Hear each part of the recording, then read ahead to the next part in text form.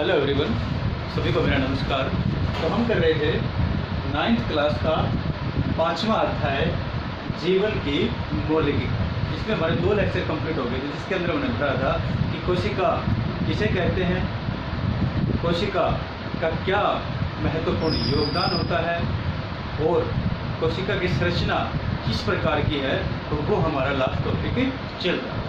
कोशिका की संरचना के अंदर जो सबसे पहला भाग था तो वो था प्लाज्मा झिल्ली का।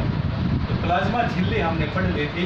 प्लाज्मा झिल्ली के बारे में हमने क्या पढ़ा था कि प्लाज्मा झिल्ली कोशिका के सबसे बाहरी आवरण होती है जो कोशिका को उसके वातावरण से अलग करती है और कोशिका के अंदर और बाहर पदार्थों के आवागमन में सहायक होती है। और सारे के सारे जो पदार्थ हैं, चाहे वह शोषण गैसें हैं, जल है, भोजन है या फिर जो अवशिष्ट पदार्थ हैं जो कोशिका से बाहर निकाले जाते हैं, उन सभी का आवागमन आदान प्रदान कोशिका झिल्ली या प्लाज्मा झिल्ली के द्वारा होता है। और जो प्लाज्मा झिल्ली है वह प्रोटीन और लिपिड की बनी होती है। इसकी बनी होती है प्रोटीन और लिपिड की। तो यह है प्रोटीन और लिपिड की बनी होती है। तो मुख्य कार्य है यह कोशिका को संरचनात्मक ढंग एक से एक तरह से व्यवस्थित रखती है, उसे एक प्रकार का आकार प्रदान करती है और पदार्थों के आवागमन में सहायता करती है। शोषण गैसें हैं, भोजन है या जो भी नाइट्रोजन वेस्ट वर्ज्य पदार्थ हैं कोशिका के अंदर जिनका निर्माण होता है, उनको बाहर निकालने में सहायक होती है। तो ये है वातावरण से भी जो कोशिका है उसके आंतरिक भागों को, कोशिकांगों को सुरक्षा प्रदान करती है। ये थे प्रमुख कार्य किसके, प्लाज्मा झिल्ली। उसके बाद का हमारा टॉपिक है कोशिका भित्ति। ठीक है, मैंने आपको बताया था प्लाज्मा झिल्ली को कोशिका झिल्ली भी कहा जाता है। उसके बाद है कोशिका भित्ति। कोशिका भित्ति किसकी बनी होती है, सेलुलोज की बनी होती है। जैसे कोशिका झिल्ली प्रोटीन और लिपिड की बनी थी, इसी प्रकार से एक प्रकार का रसायन होता है सेलुलोज। तो कोशिका भित्ति किसकी बनी होती है, सेलुलोज की बनी हुई होती है। और यह किस प्रकार की कोशिकाओं में पाई जाती है, यह सिर्फ पादप कोशिकाओं में पाई जाती है। पादप क्या होते हैं, पादप होते हैं पेड़ पौधे। तो जो कोशिका भित्ति है यह सिर्फ पेड़ पौधों की या जिन्हें हम पादप कोशिकाएं कहते हैं उन्हीं के अंदर उपस्थित होती है। यह जंतु कोशिका में उपस्थित नहीं होती है, जो कि यह किसकी बनी हुई है, सेलुलोज की बनी हुई है। इसके भी सारे कार्य क्या हैं, यह प्लाज्मा झिल्ली को सुरक्षित रखती है और वातावरण से जो आंतरिक भाग हैं कोशिका के उनसे सुरक्षा प्रदान करती है और जल के आदान प्रदान में भी यह सहायक होती है। जैसे प्रासरण विधि के द्वारा जब कोशिका झिल्ली के अंदर अधिक मात्रा में जल चला जाता है तो कोशिका झिल्ली के साथ साथ जो कोशिका है वह फूल जाती है, उसके आकार में बढ़ोतरी हो जाती है, आकार बढ़ जाता है उसका। तो वहाँ पर क्या करेगी, जब कोशिका भित्ति है उसके ऊपर एक दबाव पड़ता है, क्योंकि कोशिका भित्ति क्या है, प्लाज्मा झिल्ली के बाहर भी एक परत होती है। इसके अंदर पादप कोशिकाओं, तो जो प्लाज्मा झिल्ली होती है ये सभी कोशिकाओं में उपस्थित होती है, लेकिन पादप कोशिकाओं में प्लाज्मा झिल्ली के ऊपर उसके बाहर भी एक परत और होती है जिसे हम कोशिका भित्ति कहते हैं। जब पादप कोशिकाओं में अधिक जल कोशिका के द्वारा ग्रहण कर लिया जाता है तो कोशिका फूल जाती है, तो यह कोशिका भित्ति के ऊपर दबाव डालती है, लेकिन वहाँ पर कोशिका फटती नहीं है। और जो कोशिका भित्ति है यह भी प्लाज्मा झिल्ली के ऊपर एक दबाव डालती है और जिससे उसका आकार है वह ऐसा ही बना रहता है और यह प्लाज्मा झिल्ली को फटने से भी रोकती है। तो यह थे प्रमुख कार्य किसके, कोशिका भित्ति के। बाहरी वातावरण से सुरक्षा, प्लाज्मा झिल्ली एक ऊपर की परत है, सेलुलोज की बनी हुई है और यह सिर्फ पेड़ पौधों की कोशिकाओं जिन्हें हम पादप कोशिका कहते हैं सिर्फ पादप कोशिकाओं में पाई जाती है, यह जंतु कोशिका में नहीं होती है। उसके बाद आता है केंद्रक। तो देखिए मैं आपको बताया था, जैसे हम कोई कोशिका माने बाहरी परत को क्या कहते हैं? प्लाज्मा झिल्ली। तो सबसे बाहरी परत होगी प्लाज्मा झिल्ली, ये वाली बाहरी परत। और इसके मध्य में क्या उपस्थित है? ये मध्य में उपस्थित होता है केंद्रक। केंद्रक और झिल्ली के बीच में उपस्थित होता है कोशिका द्रव्य। कोशिका द्रव्य ये हमने पहले भी पढ़ लिया था।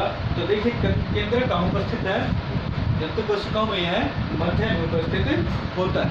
केंद्र के अंदर क्या होते हैं? छड़नुमा आकार के विशेष प्रकार की संरचनाएं पाई जाती हैं, जिन्हें हम क्रोमोसोम कहते हैं। क्रोमोसोम किसके बने होते हैं? डीएनए और प्रोटीन के बने हुए होते हैं। अब डीएनए क्या है? डीएनए का जो पूरा नाम है वह होता है डीऑक्सी राइबोज न्यूक्लिक अम्ल। देखिए इसकी याद करना अच्छे से। इसकी फुल फॉर्म बार बार पूछी जाती है। डीएनए की फुल फॉर्म होती है डीऑक्सी राइबोज न्यूक्लिक अम्ल। ये डीएनए की फुल फॉर्म। डीएनए क्या है? आनुवांशिक पदार्थ। कैसा पदार्थ है? ये है आनुवांशिक पदार्थ। इसे हम आनुवांशिक पदार्थ कहते हैं। इसको कहते हैं डीएनए। आनुवांशिक पदार्थ क्यों कहते हैं? क्योंकि इसके ऊपर कोशिका में उपस्थित है क्रोमोसोम, डीएनए और प्रोटीन के बने होते हैं। तो इसके ऊपर जीव की सारी जो जानकारी है वह इसके ऊपर क्रोमोसोम के ऊपर होती है। तो देखिए डीएनए आनुवांशिक पदार्थ के रूप में कार्य करता है और यह डीएनए एक जीव के अंदर एक पीढ़ी से दूसरी पीढ़ी में स्थानांतरित होता है और इसी के माध्यम से जो जीव के अंदर उपस्थित गुण हैं उनका स्थानांतरण भी होता है। और इसका जो प्रमुख क्रियात्मक खंड होता है उसे कहते हैं जीन। डीएनए के क्रियात्मक खंड को।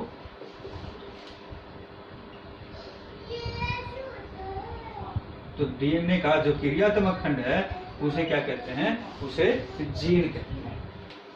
तो ये सारे किसके अंदर? क्रोमोसोम के अंदर उपस्थित होते हैं। जो क्रोमोसोम है, एक क्रोमोसोम का आकार देखिए हम,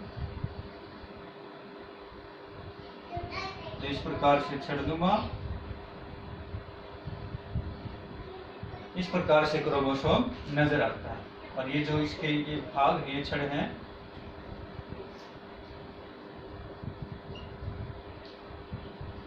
ये क्रोमेटिन या क्रोमेटिन कहलाते हैं। तो ये क्रोमेटिन। तो इसी प्रकार से इन क्रोमेटिन के ऊपर डीएनए और डीएनए का जो क्रियात्मक खंड होगा उसे जीन कहते हैं। तो जीन के माध्यम से ही जो किसी जीव से संबंधित गुण होते हैं, उस जीव के क्या क्या विशेषताएं होंगी, वो जीन के माध्यम से एक पीढ़ी से दूसरी पीढ़ी में गुणों का स्थानांतरण होता है। तो देखिए जैसे कोशिका के बाहर जो सबसे बाहरी परत है उसे प्लाज्मा झिल्ली बोलते हैं। इसी प्रकार से जो केंद्रक है यह भी झिल्लीदार होता है। तो केंद्र के बाहर भी एक झिल्ली होती है और उस झिल्ली को कहते हैं केंद्रक झिल्ली। लेकिन कुछ जीवों के अंदर जैसे बैक्टीरिया है, उनके अंदर केंद्रक झिल्ली उपस्थित नहीं होती है। तो वहां पर इस प्रकार के जीव जिनमें बैक्टीरिया जैसे केंद्रक झिल्ली उपस्थित नहीं होती, उन्हें प्रोकैरियोट कहते हैं।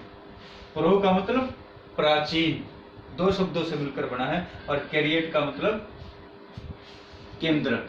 तो ये प्राचीन केंद्रक का मतलब कि इनके अंदर केंद्रक के बाहर केंद्रक झिल्ली उपस्थित नहीं होती है। दूसरे जीव होते हैं यूकैरियोट। यूकैरियोट का मतलब होता है, यू का मतलब होता है ट्रू, सही में, और कैरियोट न्यूक्लियस, केंद्रक।